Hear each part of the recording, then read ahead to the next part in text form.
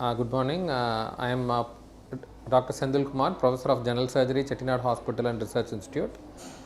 We had a wonderful 2-day workshop conducted by Oreol Academy along with our institute on laser proctology and endovascular laser ablation.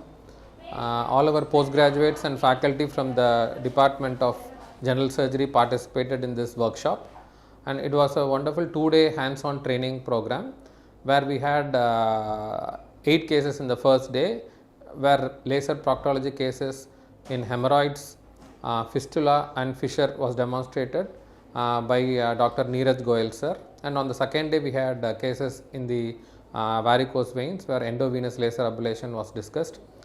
We thank Professor Neeraj Goyal sir, who is a doyen in the field of laser proctology, who came all the way from Delhi, who trained us in this procedure and made us confident to start this procedure in our institute.